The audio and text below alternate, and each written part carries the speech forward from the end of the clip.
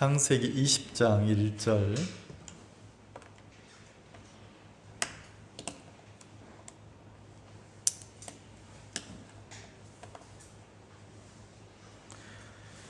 아브라함이 거기서 남방으로 이사하여 가데스와 술 사이 그랄에 우거하며 그 아내 사라를 자기 누이라 하였으므로 그랄 왕 아비멜렉이 보내어 사라를 취하였더니 그 밤에 하나님이 아비멜렉에게 현몽하시고 그에게 이르시되 네가 취한 이 여인을 인하여 네가 죽으리니 그가 남의 아내임이니라. 아비멜렉이 그 여인을 가까이 아니한 고로 그가 대답하되 주여 주께서 의로운 백성도 멸하시나이까. 그가 나더러 이르되 이는 내 누이라 하고 하지 아니하였나이까. 그 여인도 그는 내 오라비라 하였사오니 나는 온전한 마음과 깨끗한 손으로 이렇게 하였나이다. 하나님이 꿈에 또 그에게 이르시되 네가 온전한 마음으로 이렇게 한 줄을 나도 알았으므로 너를 막아 내게 범죄하지 않게 하였나니 여인에게 가까이 못하게 함이 이 까닭이니라. 이제 그 사람의 아내를 돌려보내라. 그는 선지자라. 그가 너를 위하여 기도하리니 네가 살려니와 네가 돌려보내지 않으면 너와 내게 속한 자가 다 정녕 죽을 줄 알지니라. 7절까지 읽었습니다.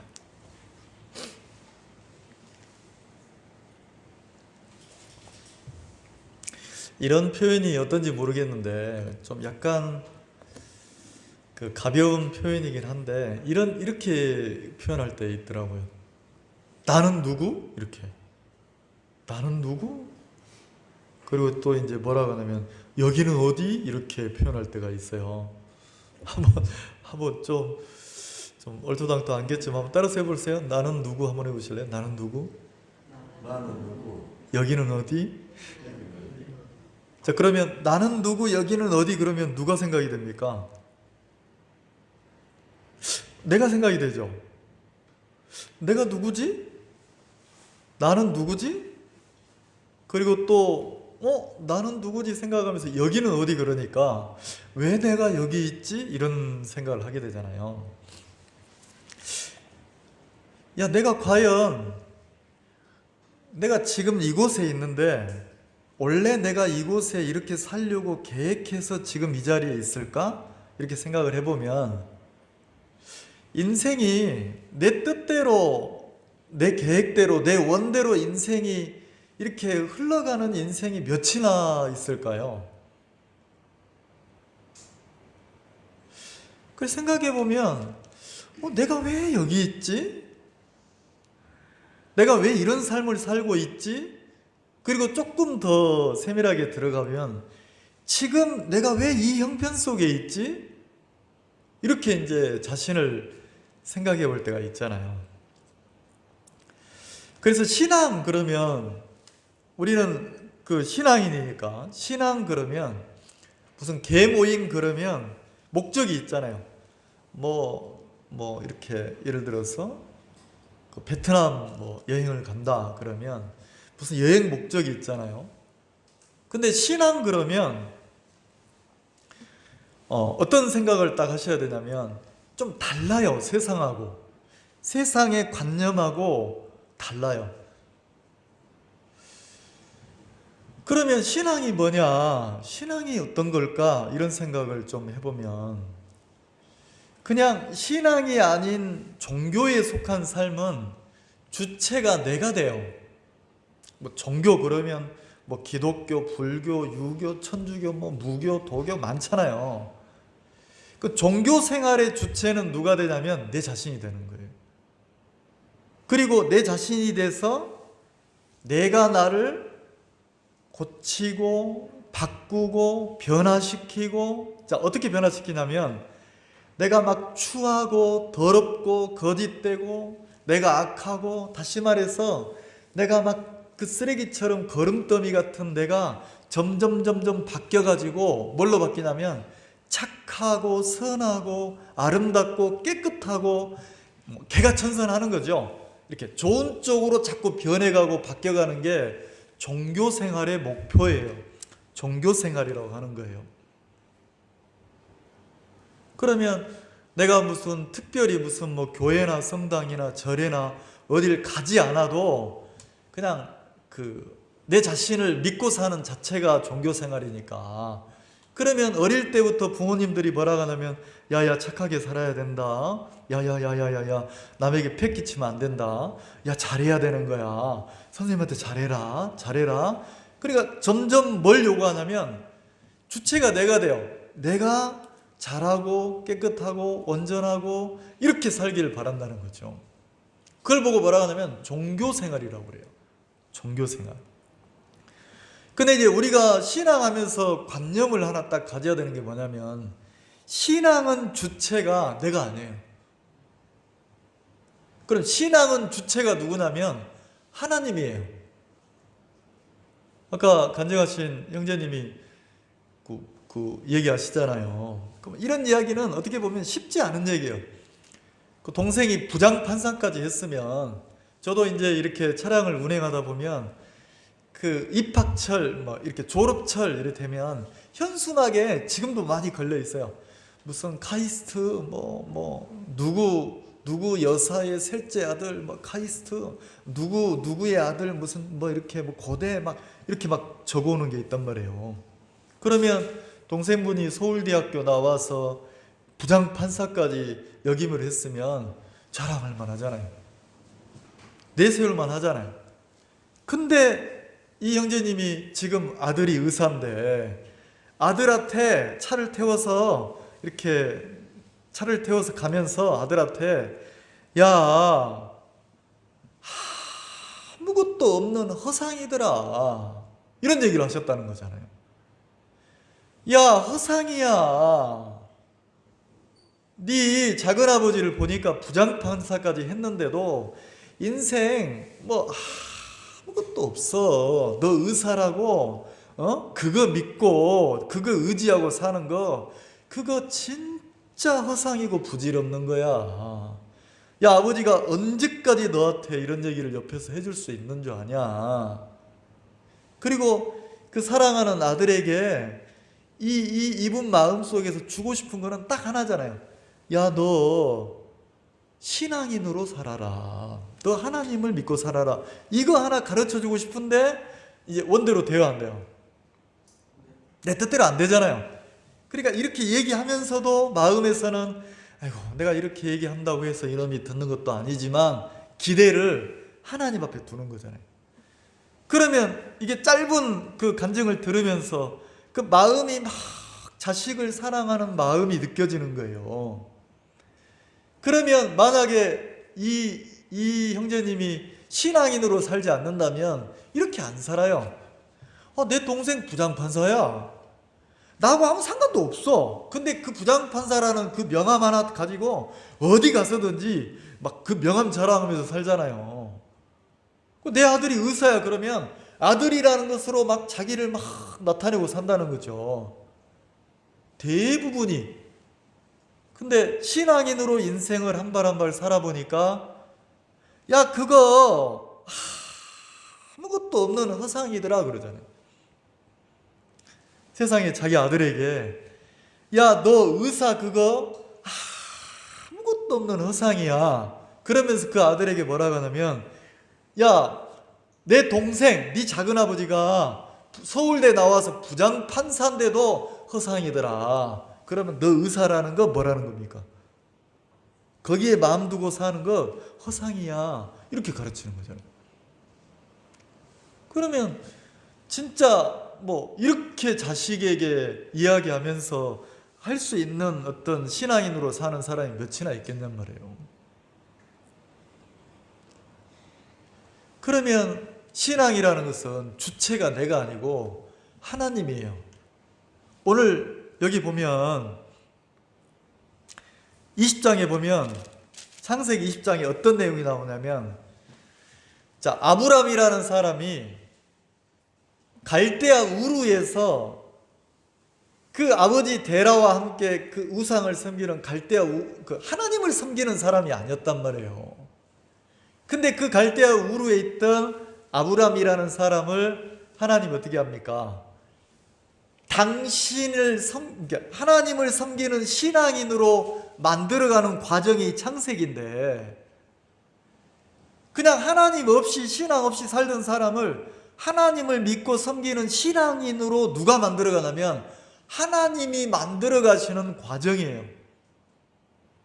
그래서 갈대아 우르에서 아버지를 따라서 그 삼형제가 어디까지 왔냐면 가나안 쪽으로 이제 하란까지 왔을 때 그 하란 지역에서 아버지가 죽고 형도 죽고 조카 롯을 데리고 아브람이라는 사람이 이렇게 이제 하나님이 약속한 그 75세에 하나님이 아브람에게 나타나서 너는 본토 친척 아비집을 떠나서 내가 너에게 지시할 땅으로 가라 이렇게 얘기했단 말이에요. 하나님이 아브람이라는 사람에게 나타나서 야, 너 거기 있지 말고 내가 너에게 주는 땅으로 가서 살아라. 그러면 지금 아브람은 어디에 있냐면 본토 친척 아비집. 이 말 이해가십니까? 자, 창세기 12장 한번 봅시다. 12장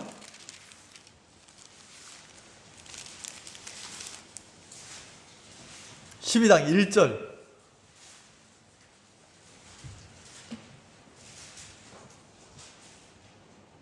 자, 창세기 12장 1절 같이 한번 읽겠습니다. 시작. 여호와께서 아브람에게 이르시되 너는 너의 본토 친척 아비집을 떠나 내가 네게 지시할 땅으로 가라. 자, 이건 뭡니까? 하나님이 아브람이라는 사람에게 나타나서 신앙인으로 만드는 과정인데, 하나님이 뭐라고 하냐면 하나님을 섬기는 신앙인으로 아브람을 만들 때 첫 번째 뭐라고 했냐면 너는 너의 본토 그랬어요. 그럼 아브람의 본토가 있잖아요. 본 고향이 있잖아요. 친척 아비집 그랬으니까 여러분의 본토 친척 아비집, 그럼 여러분 고향, 그러면 자, 고향에 가면 내가 어떻습니까? 다시 말해서 고향을 이렇게 표현해 봅시다. 시골집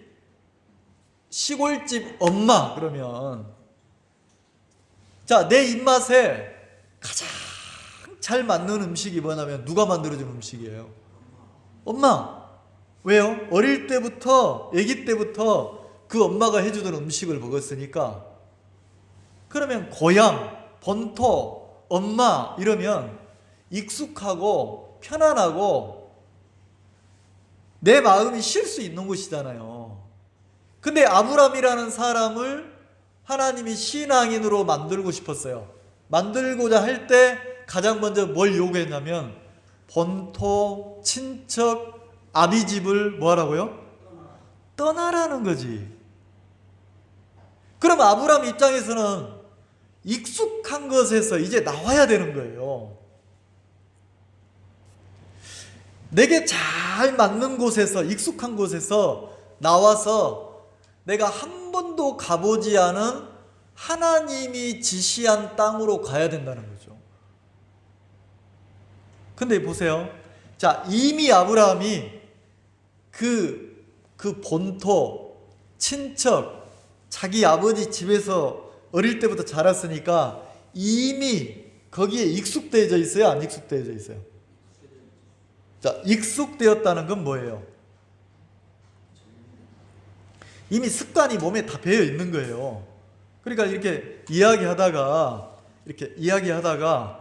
그 친구들하고 있을 때 표현하고 그냥 회사에서 표현하고 표현이 같습니까? 다릅니까? 그 아이들은 철없는 얘기를 해요. 철없는 아이들은 뭐라고 하냐면 아이고 아빠는 남들한테 하는 거 10분의 1만 우리한테 해라, 이런 아이들이 있거든요. 어떻게 남들한테 하는 걸 10분의 1을 합니까? 남들하고 가족하고는 달라요.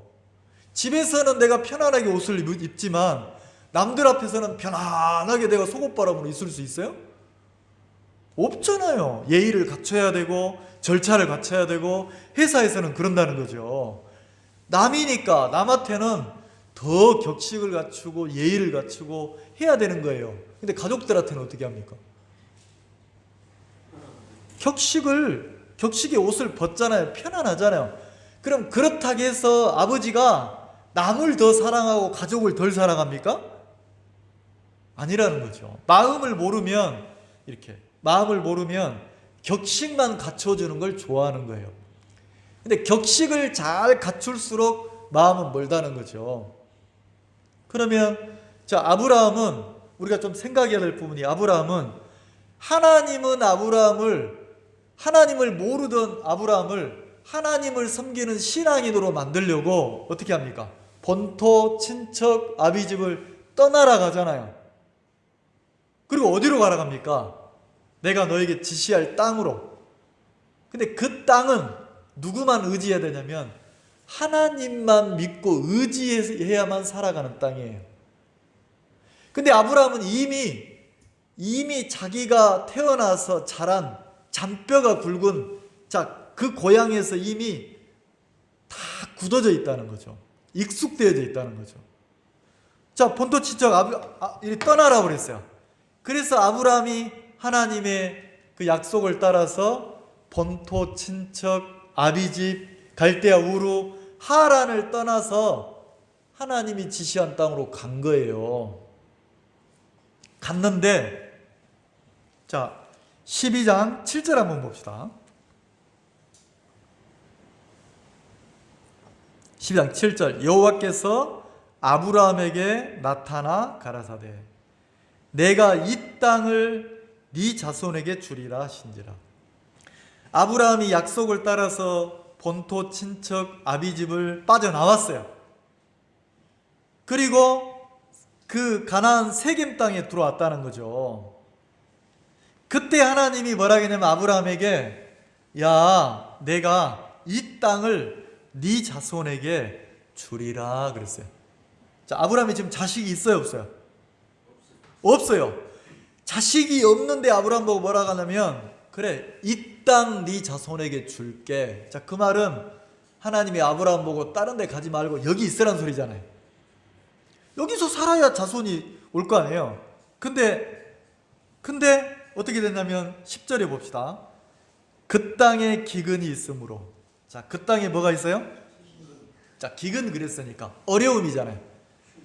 자, 흉년, 어려움, 기근이 오니까 하나님이 지시한 땅에 머무는 게 아니고 아브라함이 애굽에 우거하려 하여. 자, 그래 기록은 안 됐지만 어려움이 딱 닥쳐오니까 아브라함 마음속에 이미 익숙되어져 있는 수단과 방법이 툭 튀어나오는 거예요. 어떻게?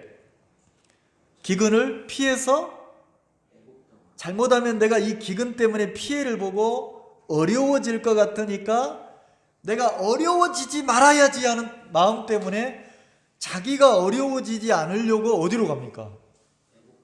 하나님이 지시한 땅이 아닌데 애굽으로 내려가는 거예요. 자, 애굽으로 왜 갔겠어요?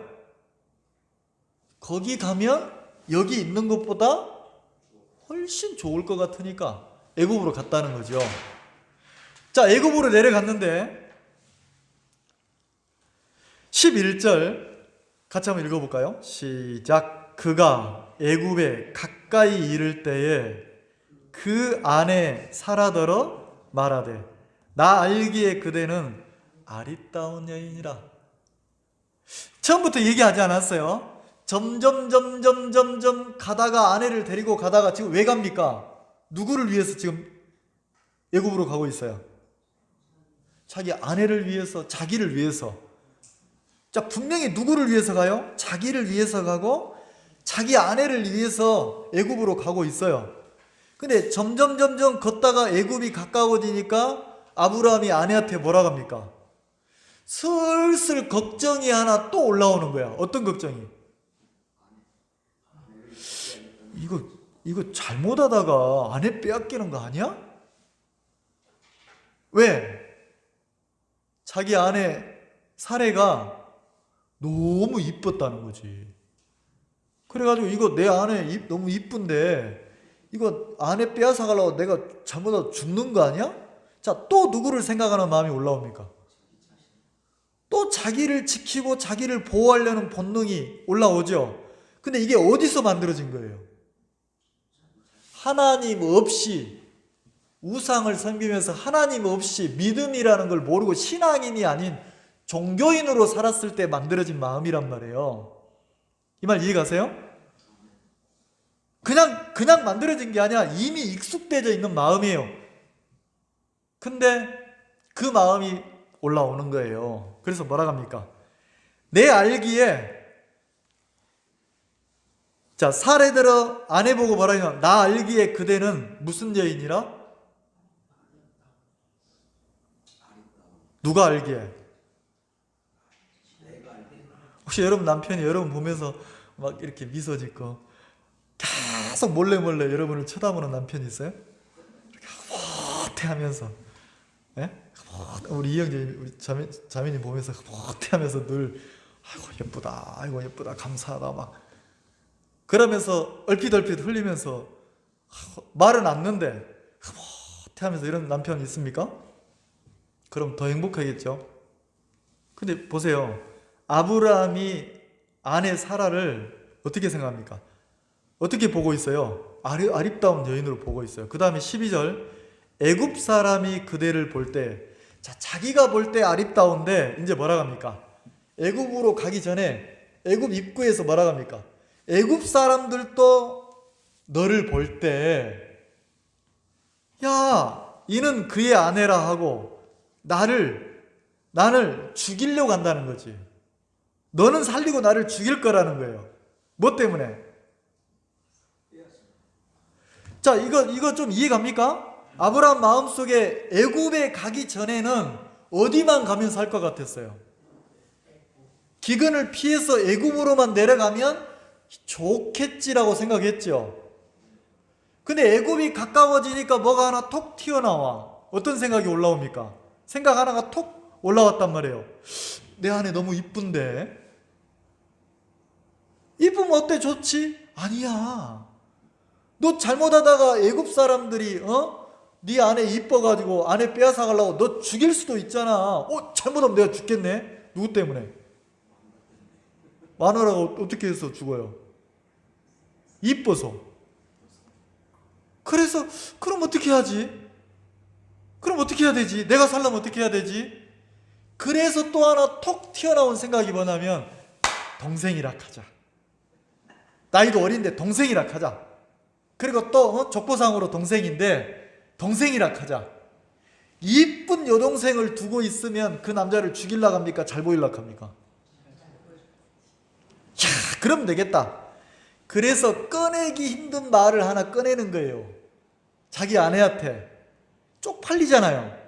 근데 쉽게 말을 못하고 여보 왜 그래? 왜 강아지 마냥 끙끙 앓아? 뭐 할 얘기 있어? 아니야. 근데 여보, 왜 그러냐니까 얘기해봐. 그 아내한테 좀 부끄럽지만 뭐라 합니까? 그 얘기를 꺼내서 뭐라 합니까? 이렇게 꺼내는 거예요. 나 알기에 그대는 뭐한 여자라? 그러니까 아내를 칭찬하는 것 같아요. 칭찬하는 것 같은데 실은 자기 마음에 자기가 죽을까봐 자기를 보호하려는 생각 하나 때문에 아내를 아립다 하잖아요. 그리고 뭐라고 하냐면 분명히 애굽에 내려가면 애굽 사람들이 너의 아름다움을 볼 건데 그러면 그 예쁜 당신을 빼앗아 가려고 나를 죽일지 몰라.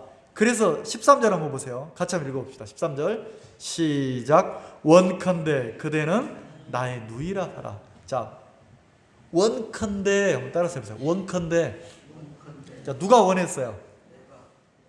아브라함이 원했어요. 누구한테 원했어요? 아내에게. 뭘 원했어요? 내 마누라라 하지 마라. 절대로 내 부인이라 하지 마. 그럼 뭐 하라는 거예요? 동생이라고 하라는 거예요. 동생. 신분을 숨기라는 거지.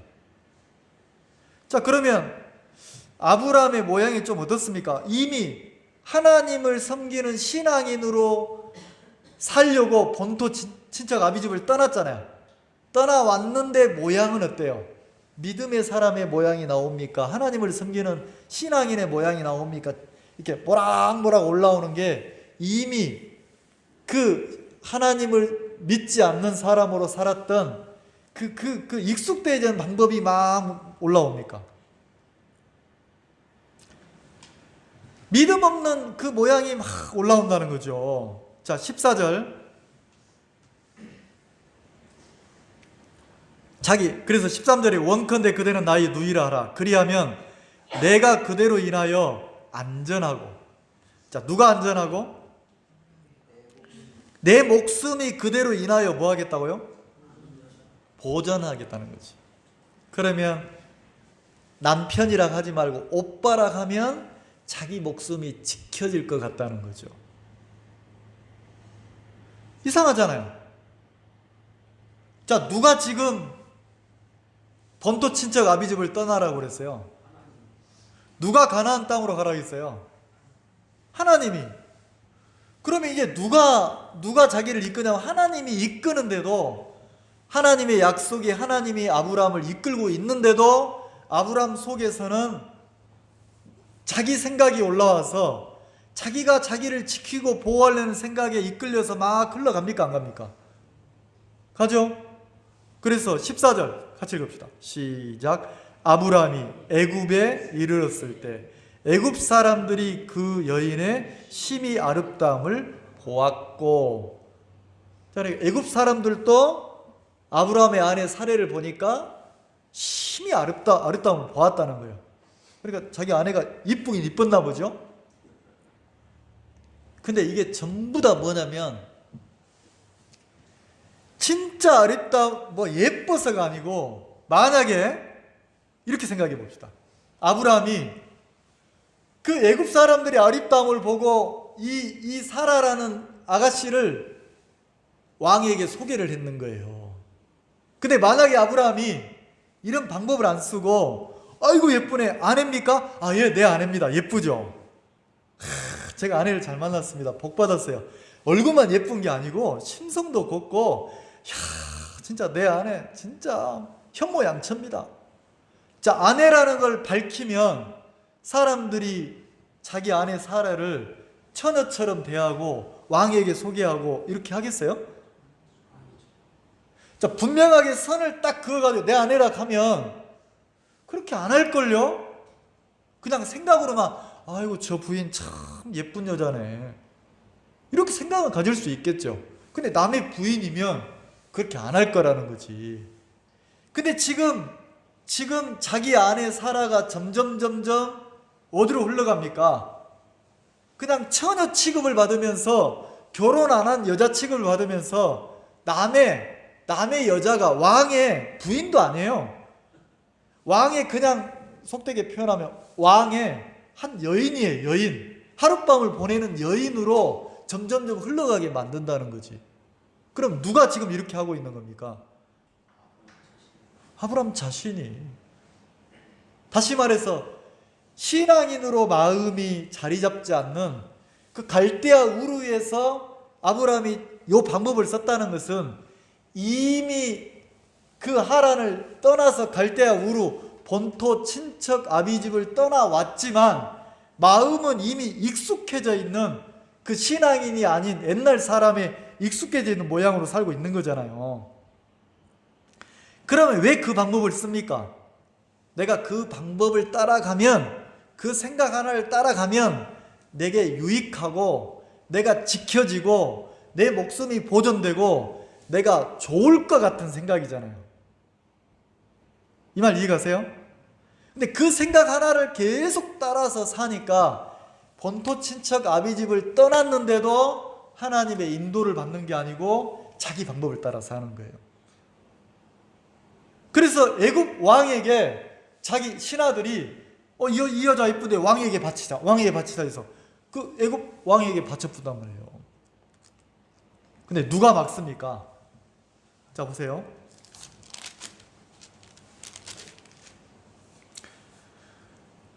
자, 그렇게 했을 때,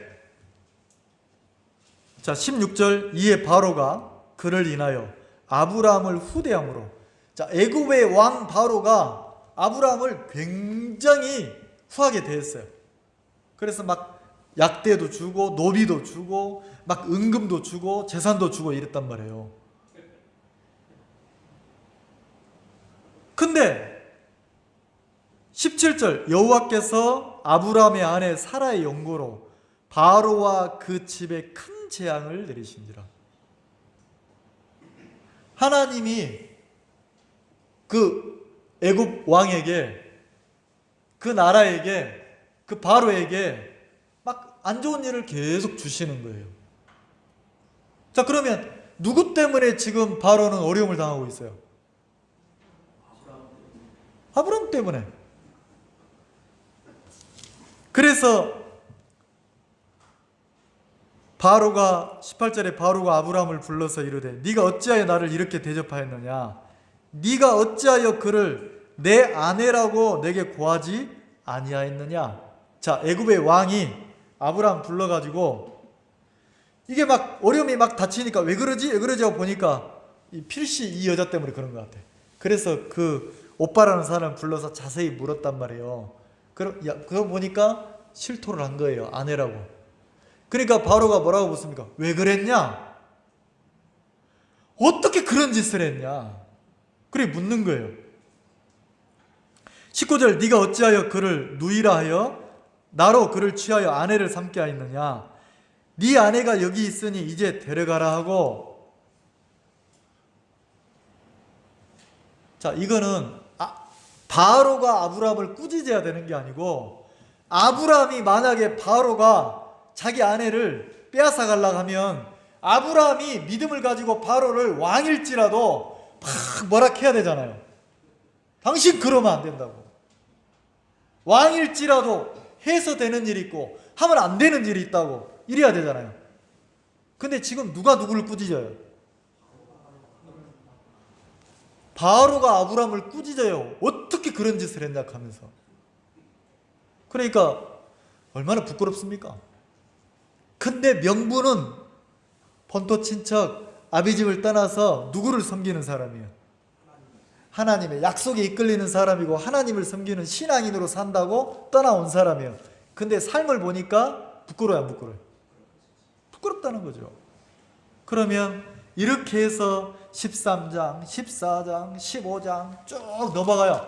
넘어가다가 오늘 본문에 20장까지 와요. 20장까지 왔는데 가나안, 약속의 땅 가나안 그 직전까지 왔단 말이에요. 그랄 땅까지 왔어요.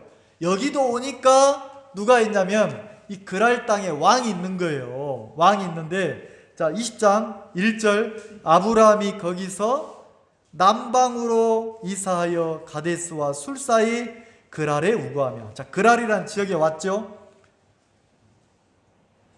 왔는데 2절에 그 아내 사라를 자기 누이라 하였으므로 그랄 왕 아비멜렉이 보내어 사라를 취하였더니.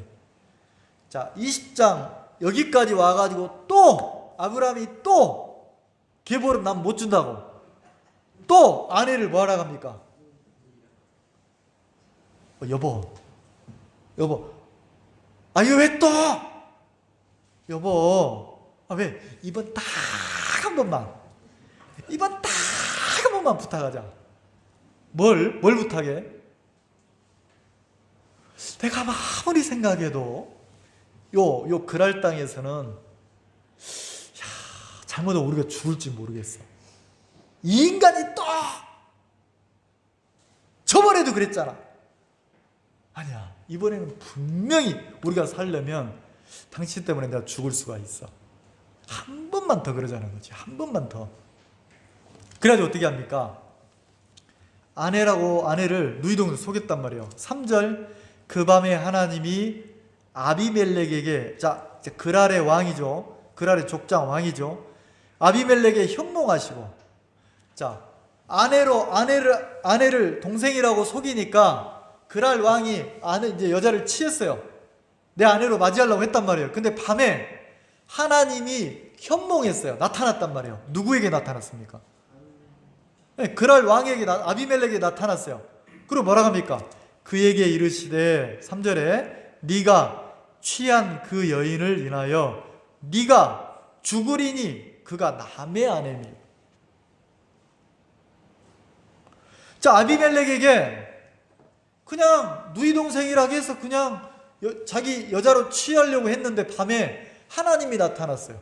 그리고 뭐라고 하냐면 너 아비멜렉 너 죽는다. 너 죽겠다. 왜 죽어요? 너 지금 네 옆에 있는 여자 남의 아내야. 자, 누가 나타났습니까? 하나님이. 그리고 그 여자를 취하게 합니까? 못 취하게 막습니까? 막죠? 근데 이 일을 누가 벌렸어요? 이 일을 벌리기는 누가 벌렸어? 아브라함이. 수습은 누가 해요? 하나님이. 이게 신앙이네요. 이게 신앙의 맛이에요. 왜 하나님을 섬기고 사냐면 아브라함처럼 늘 일을 벌리긴 누가 벌려? 잘난 척은 누가 해? 나 이제 본토치적 아비 떠났다. 나 신앙인이야. 나 이제 하나님 섬기러 간다. 신앙인인 것처럼 하는데 보면은 아브라함처럼 꼭 요때만큼은 누구 방법을 써? 나를 위한 수단이 하나 탁 나와가지고 그 생각을 따라서 우리가 잘 갑니까 안 갑니까? 가죠? 일은 내가 벌려. 수습은 누가 해요? 하나님이 하는 거예요. 그래서 하나님이 현몽에서 아비멜렉에 나타나는 거예요. 그리고 막는 거예요. 4절 아비멜렉이 그 여인을 가까이 아니한 고로. 자, 아비멜렉이 그 여인을 가까이 아니한 고로 그가 대답하되 주여 주께서 의로운 백성도 멸하시나이까. 자, 하나님을 섬기지 않는 사람인데도 어떻게 삽니까? 인간적으로 의롭게 사는 거예요. 나 잘못 없는데요. 이 일에 대해서는 내가 이렇게 한 게 아닌데요. 그럼 옳고 그름을 따지면 아비멜렉은 잘못이 있어요, 없어요? 누가 잘못했습니까? 네, 아브라함과 동조한 사례가 잘못했잖아요. 그러면서 5절에 뭐라고 하냐면 하나님 앞에 아비멜렉이 자기 억울함을 토로하는 거예요. 그가 나더러 이는 내 누이라 하지 아니하였나이까. 그 여인도 그는 내 오라비라 하였사오니 나는 온전한 마음과 깨끗한 손으로 이렇게 하였나이다. 그러면 이 잘못은 누구한테 있다? 아브라함하고 사레하고 이 부부가 짜가지고 나를 속인 거다. 이렇게 말을 하는 거예요. 자, 분명히 아브라함과 사레가 짜가지고 지금 누구를 속이고 있어요? 아비멜렉을 속이고 있잖아요. 근데 누가 죽게 생겼어? 하나님은 누구를 죽이려고 해요? 만약에 하나님이, 자, 내가 하나님이라면 이렇게 하겠어요. 아비멜렉에게 안 나타나고 누구한테 나타나야 돼? 아브라함이 나타나서 이놈의 새끼 너 저번에도 아내 팔아먹더니 남자 새끼가 너 하나 살라고 아내를 또 팔아먹냐? 이런 못된 놈 같으니라고. 이리 와, 너는 안 되겠다. 한 대 맞자. 하나님이 이렇게 해야 맞지 않아요? 그리고 하나님이 사라에게 나타나가지고, 아니면 아브라함이 말 안 들을 것 같으면 아내 사라에게 나타나서 야, 너는 자존심도 없냐? 저번에도 네 남편이 너를 팔아먹더니 또 팔아먹으려고 하는데 그걸 또 동조해? 바보같이? 으이그, 절단선이 없는 거다. 자, 이렇게 해야 되지 않아요? 맞죠? 그러면 만약에 그렇게 쓰면 아브라함은 그 방법을 고치고 바꾸고 뜯어 고쳐서 아이고야, 하나님 이거 싫어하는구나. 절대 이걸 안 하려고 할 거예요. 맞죠? 그럼 그럴 때마다 아브라함 속에서 내 방법이나 수단이 나올 때마다 하나님이 내 이놈 그러면 아브라함은 뭐가 되겠어요? 말 그대로 율법 행위를 지키는 신앙인으로 바뀌어버린다는 거죠. 근데 하나님은 어떻게 하냐면 약속을 따라서 본토 친척 아비집을 떠나서 약속을 따라서 하나님을 섬기는 신앙인으로 살겠다고 온 아브라함에게 하나님은 하나님의 방법으로 아브라함을 이끄는 거예요. 그런 아브라함을 문제를 삼아야 안 삼아요? 문제 삼지 않고 어떻게 합니까? 당신이 뒷수습을 다 해주는 거예요. 다시 말해 당신이 계속해서 누구를 보호합니까? 아브라함을 보호하죠. 자, 이렇게까지 얘기하는데 6절 보세요. 하나님이 꿈에, 자, 깨끗한 손으로 이렇게 했다고 아비멜렉이 얘기하니까 하나님이 꿈에 또 그에게 이르시되, 자, 하나님이 또 누구한테 말을 합니까? 아비멜렉에게 현몽에서 나타나서 죄짓지 못하게 하고, 그 다음에 또 꿈에 아비멜렉에 나타나가지고 뭐라고 합니까? 네가 온전한 마음으로 이렇게 한 줄을 나도 알았으므로 너를 막아 내게 범죄하지 않게 하였나니 여인에게 가까이 못하게 함이 이까다르기라. 자, 아비멜렉의 마음도 하나님이 돌이키고 바꿔주는 거예요. 그러면서 뭐라고 합니까? 7절에 아비멜렉 왕에게 뭐라고 말을 하냐면 아브라함을 소개해 주는 거예요. 아브라함을. 자, 이 그랄 아비멜렉이 이 부부가 작정하고 자기를 속였다는 것을 딱 알았을 때 아브라함을 향해서 어떤 마음이 생기겠어요? 괘씸한 마음 안 생기겠어요? 이것들이 나를 어떻게 알고 나를 속여먹어? 이러면 안 갖겠냐는 거예요. 근데 자, 만약에 아비멜렉이 그 마음을 가지면 아브라함 부부가 너무 어려워질 거라는 거지. 그래서 하나님이 어떻게 합니까? 아비멜렉 꿈에 나타나 가지고 누구를 소개하냐면 아브라함을 향해서 마음을 닫고 있는 아비멜렉 마음을 열어줘요. 뭐라고 열어줍니까? 17절 같이 읽어봅시다. 시작. 이제 그 사람의 아내를 돌려보내라. 그는 선지자라. 그가 너를 위하여 기도하리니. 그랬어요. 그가 너를 위하여 기도하리니 그는 선지자라 그랬단 말이에요. 자, 그러면 아비멜렉에게 그는 선지자라 이 뜻이 뭐냐면 이 사람은 신앙인이야. 우리식으로 표현하면 그 소리예요. 내가 선택한 사람이야. 이 사람은 나를 섬기려고 그 선지자란 뜻이 그 뜻이 여기서 선지자란 뜻이 구별된 사람이야 이 뜻이거든요. 뭐 했다고요? 구별된 사람이야. 자, 구별이라는 표현 이해가세요? 다 똑같은데 요 하나만 딱 뽑아가지고 다른 쪽에 놨다는 거예요. 그래, 이 무리하고는 다른 사람이라는 거지. 이 말 이해가세요? 하나님이 아비멜렉에게 뭐라고 하냐면 아브라함을 소개해요. 그 부부는 선지자야. 구별된 사람이야. 자, 그러면 어떻게 구별됐어요? 원래는 아브라함 부부도 아비멜렉이나 다 똑같은 그냥 하나님 믿지 않는 사람이었어요. 근데 하나님이 지금 아브라함을 선택해가지고 약속의 말씀을 가지고 아브라함을 이끌어서 본토 친척 아비집을 떠나서 하나님이 약속한 가나안 땅에 들어가게 해서 누구를 섬기게 합니까? 이제 이 사람이 누구를 섬기는 인생으로 하나님 이끌고 계셔요. 아브라함이 자기 생각을 믿고 자기를 위해서 살다가 이 아브라함이 이제는 약속을 믿고 하나님을 섬기는 신앙인으로 누가 선택을 했어요? 이 사람을. 하나님이. 그래서 아비멜렉에게 꿈에 그 사람은 선지자라, 이 사람은 구별된 사람이다 이 뜻이란 말이에요. 뭐한 사람이요? 누구를 섬기라고?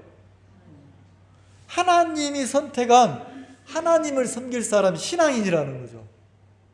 근데 아비멜렉이 아브라함을 봤을 때 어때요? 아비멜렉 편에서 아브라함을 봤을 때 구별된 인간이 어때? 모양이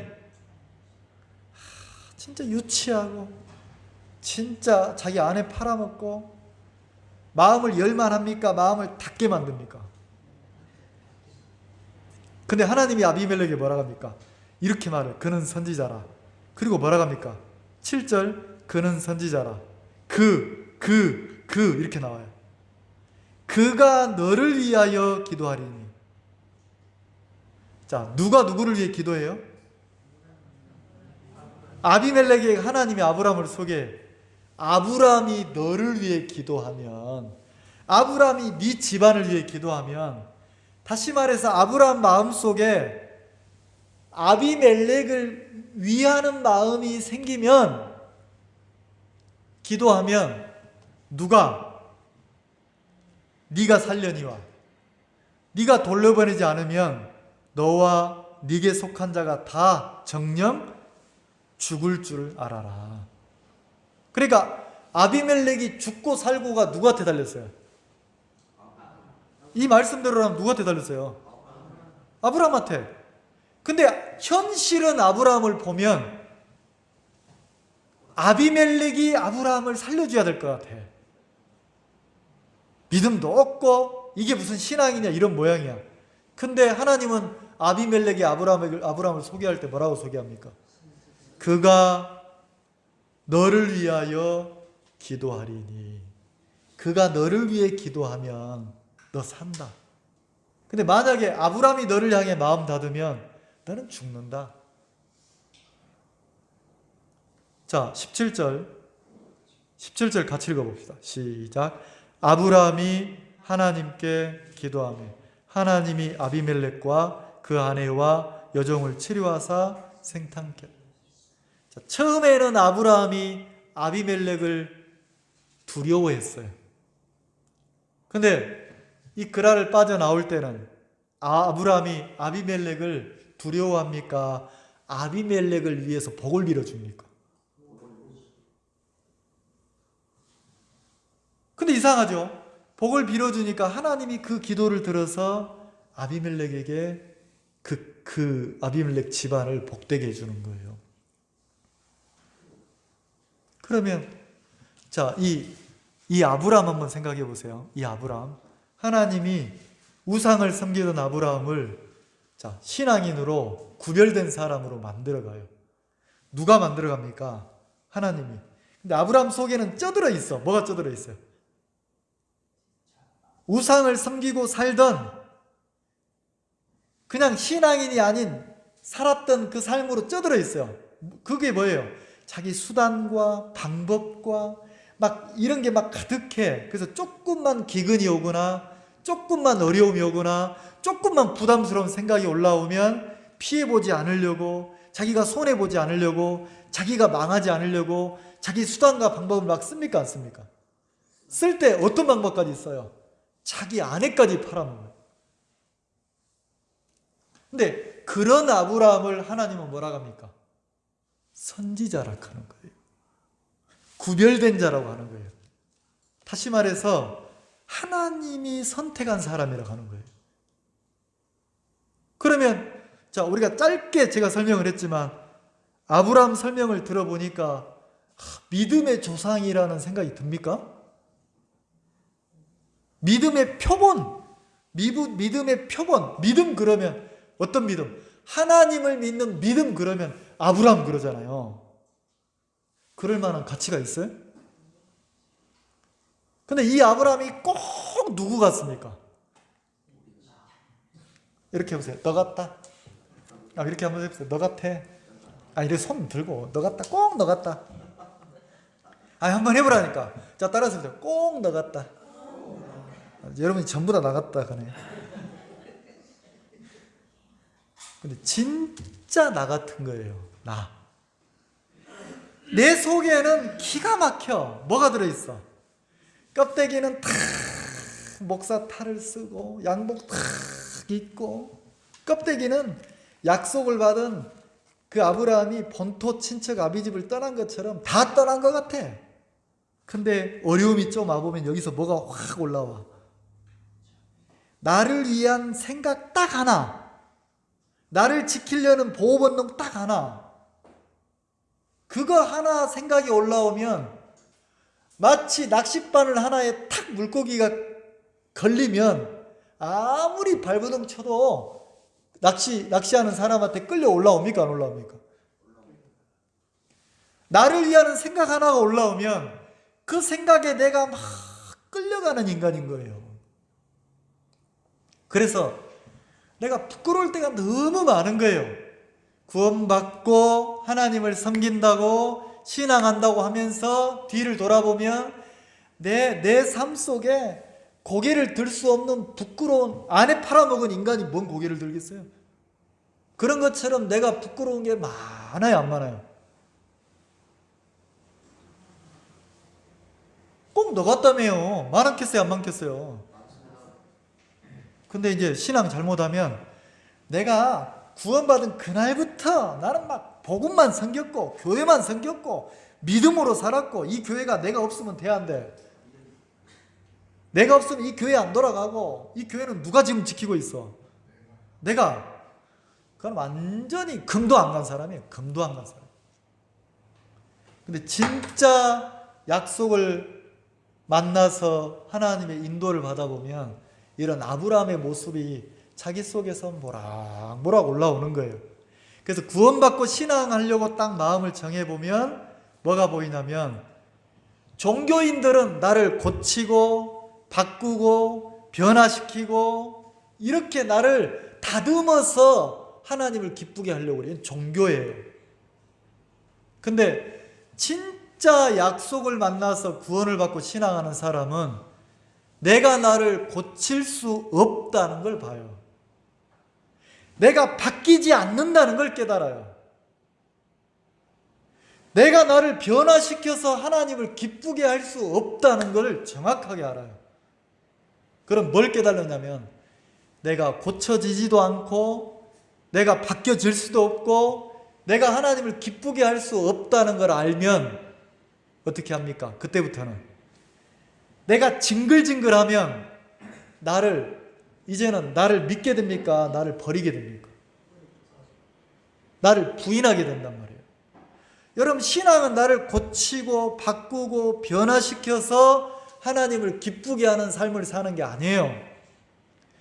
내가 고쳐질 수 없고 바뀔 수 없고 나는 변화될 수 없고, 다시 말해서 나는 하나님을 기쁘게 할 수 있는 사람이 아니라는 걸 정확하게 발견한 사람만 어떻게 하냐면 하나님의 약속을 믿고 하나님을 믿고 자기를 부인하고 하나님의 약속에 이끌림을 받는 거예요. 이게 여러분 설명이 어떻게 들릴지 모르겠죠. 완전 다르다는 거죠. 종교하고 신앙하고 완전 달라요. 그래서 여러분들이 신앙생활이 시작되면 아브라함처럼 내가 왜 이러지 이게 나와요.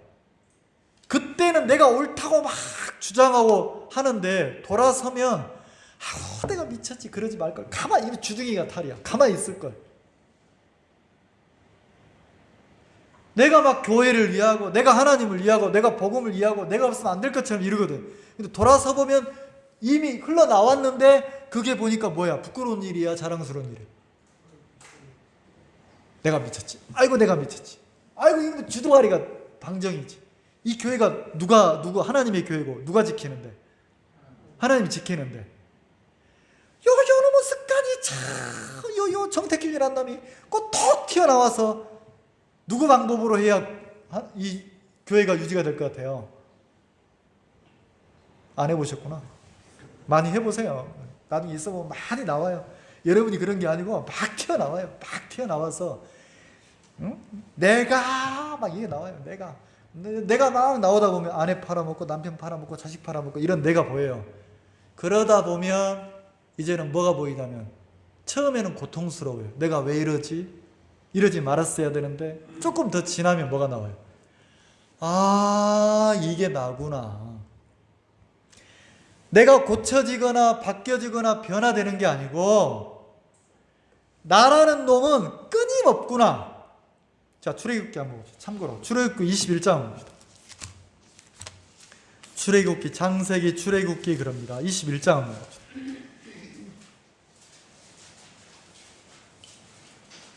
(21장) 29절 한번 봅시다. 출애굽기 21장 29절 찾으셨습니까? 소는 본래 받는 버릇이 있고, 자, 소 그랬어요. 소 뭐라고요? 소 그러면 하나님을 대신할 것처럼 우상으로 만들어졌던 게 소잖아요. 얼마나 성실합니까? 소 진짜 막 소는 가죽까지 버릴 게 없이 사람을 위해 쓰이잖아요. 자, 근데 소 그러면 성경에서 뭐라 했냐면 소를 우리로 상징하는데 소 본래 어떤 버릇이 있다고요? 받는 버릇이 있고 자, 소는 버릇이 있다. 어떤 버릇? 받는 버릇. 자, 소는 본래 받는 버릇이 있고 그 임자는 그로 인하여 경고를 받았으되. 자, 소가 있고 임자가 있어요. 임자가 있는데, 자, 소에게는 받는 버릇이 있고 그 소의 임자 주인에게는 뭐가 내려졌어요? 경고가 내려졌단 말이에요. 경고. 어떤 경고? 단속하라는 거지. 여보시오, 당신 소 들이받는 버릇이 있는데 단속하세요. 단속. 만약에 단속 안 하면 소도 죽이고 당신도 죽습니다.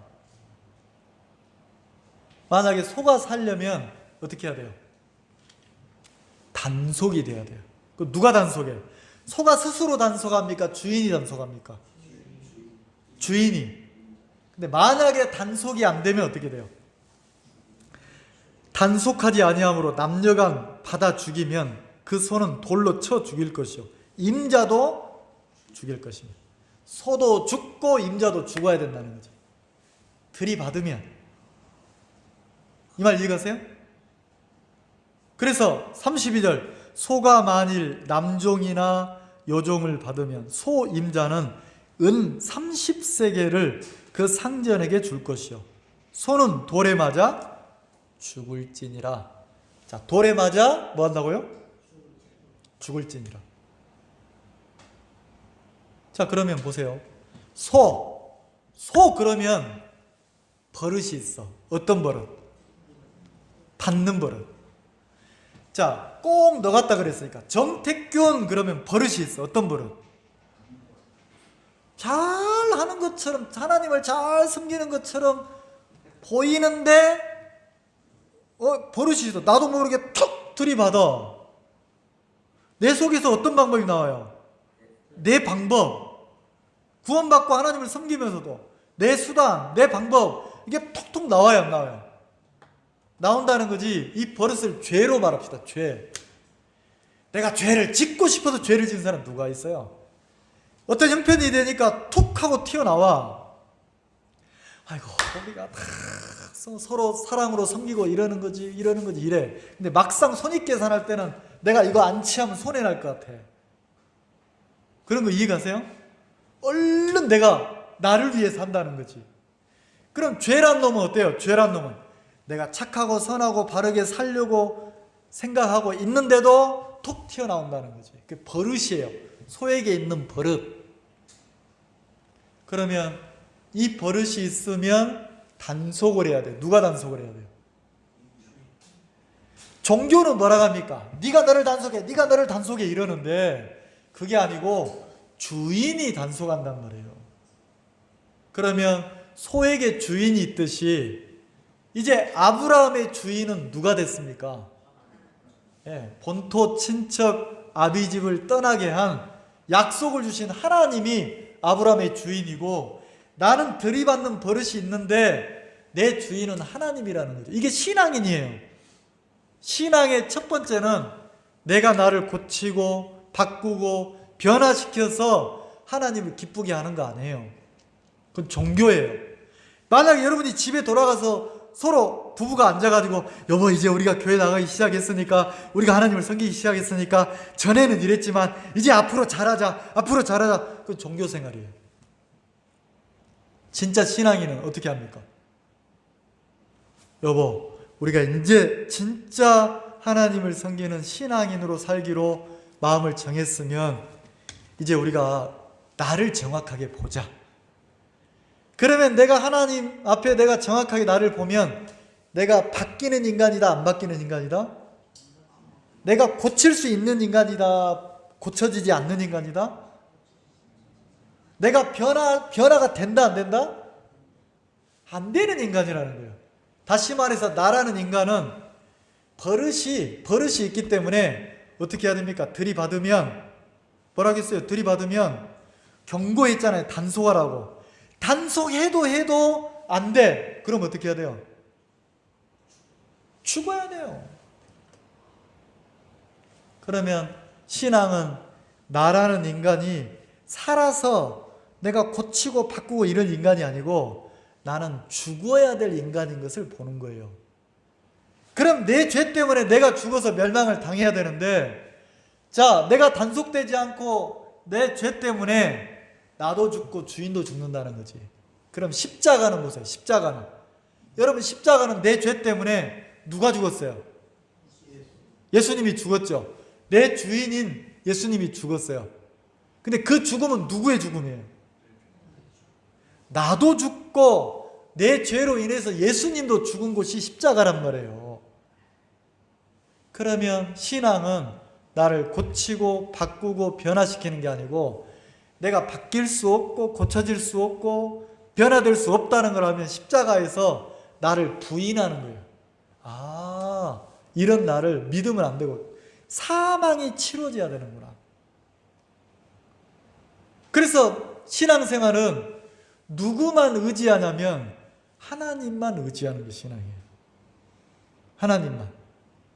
자, 그러면 내가 구원받고 10년 지나면, 10년 정도 지나면 그때는 나를 믿어도 되죠. 10년 정도 지나면 소가 받는 버릇이 없어지죠.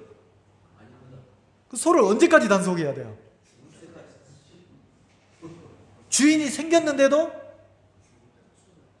그럼 여러분이 구원받고 나면 언제까지 단속이 돼야 될 인간이에요? 죽을 때까지 나라는 인간은 수단과 방법이 올라와요. 아브라함이 그런 인간이라는 거지. 하나님이 주인 됐기 때문에 주인인 하나님이 아브라함을 지키는 거예요. 보호하는 거예요. 아브라함 편이 되는 거예요. 그리고 어떻게 합니까?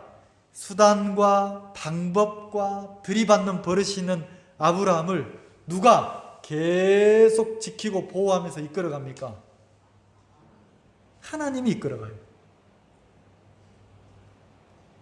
그리고 이 아브라함이, 자, 거기 넘어가 보면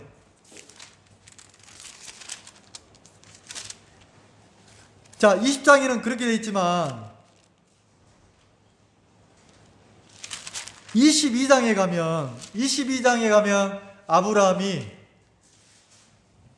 어떻게 합니까? 자기 아들을, 독자 아들 이삭을 어떻게 합니까? 번제로 드려야 안 드려요? 드리죠? 그러면 아브라함 스스로 번제를 드리는 게 아니에요. 22장을 여러분이 나중에 읽어보면 하나님이 아브라함을 시험했다, 테스트했다고 그래요. 시험했다고 그래요. 그러면 이 시험은 뭐냐면 아브라함이 22장에 가서도 자기를 믿느냐 약속을 믿느냐, 이거밖에 없어요.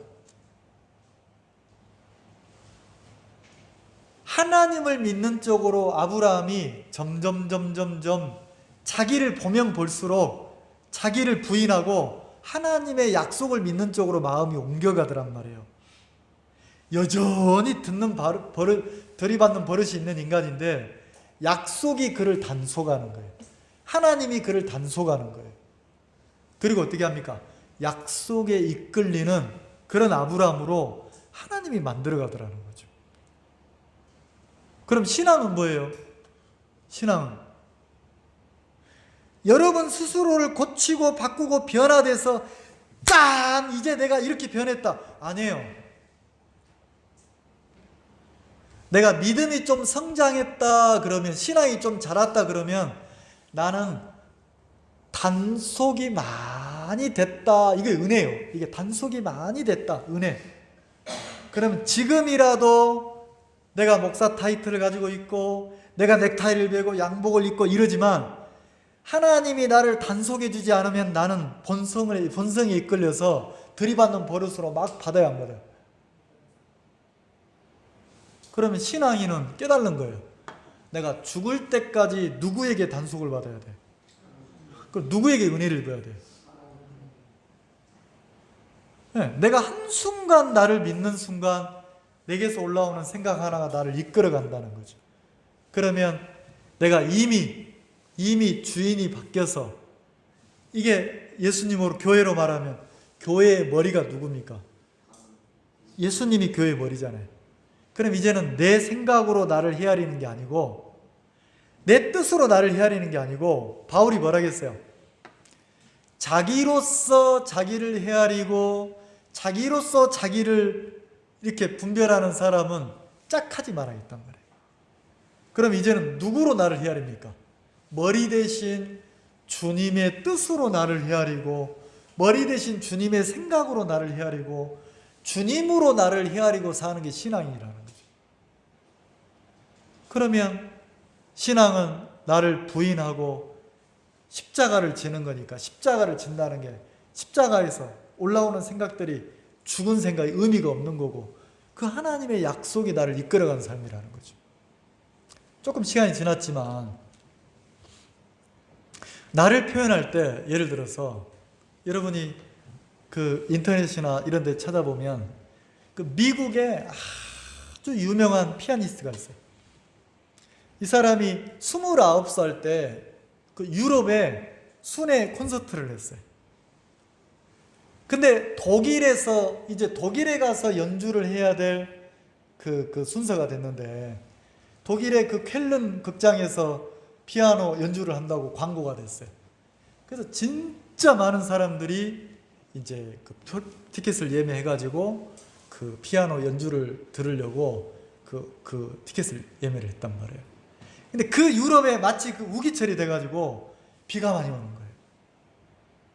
비가 많이 오는데 그 독일의 쾰른 극장에 그 피아니스트 그 연주를 주관한 사람이 누구냐면 17살 먹은 그 소녀가 그 주관해서 그 연주회를 가진 거예요.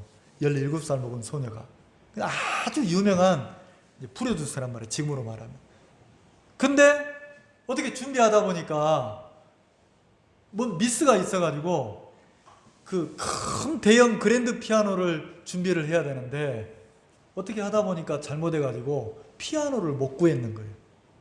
그래서 자그만한 그 작은 그 연주에 안 맞는 연주자에 안 맞는 작은 피아노를 준비를 해놓은 거예요. 그래서 열차를 타고 와가지고 이렇게 왔는데 그 연주자가 왔는데 이제 그 몸도 피곤하고 이런데 날씨도 이제 안 좋고 이런데 비가 막 오는 거죠. 근데 이 사람이 극장에 가서 공연할 극장에 가서 피아노를 점검을 한 거예요. 피아노를 점검을 딱 했는데 피아노를 딱 점검해서 연주를 해보니까 너무 놀랐는 거예요. 왜냐하면 피아노가 너무 상태가 안 좋은 공연을 할 수 없는 피아노를 딱 갖다 놓은 거예요. 맞지 않는. 그러니까 그 프로가 연주를 해야 되는데 유치원에서나 쓰는 피아노를 갖다 놓은 거죠. 저음도 잘 안 나오고 고음도 잘 안 나오고 이런 피아노를 갖다 놓은 거예요. 그래서 이 사람이 피아노를 계속 이렇게 쳐보다가 이건 도저히 공연을 할 수 없다. 이거는 그 공연을 취소해야 된다. 이렇게 된 거예요.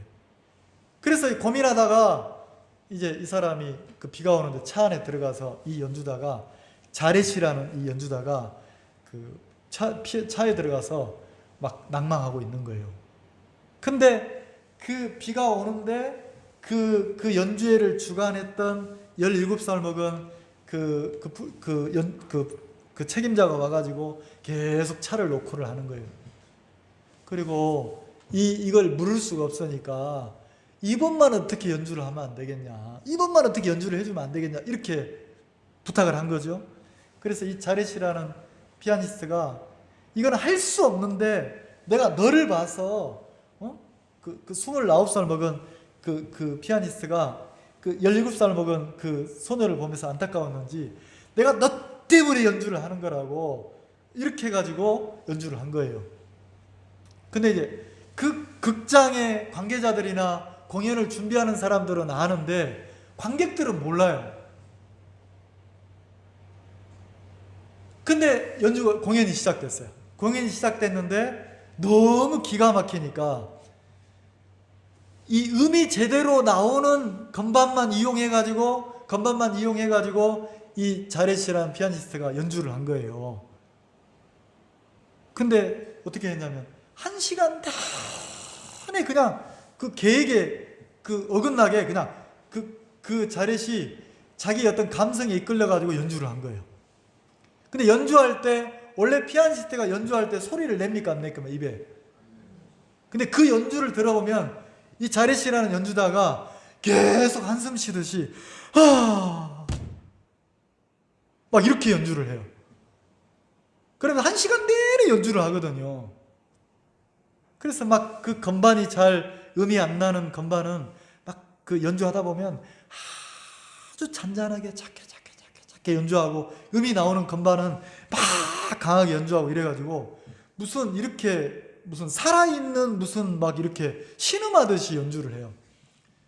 그래가지고 그 연주가 가장 유명한 명품 연주가 됐단 말이에요.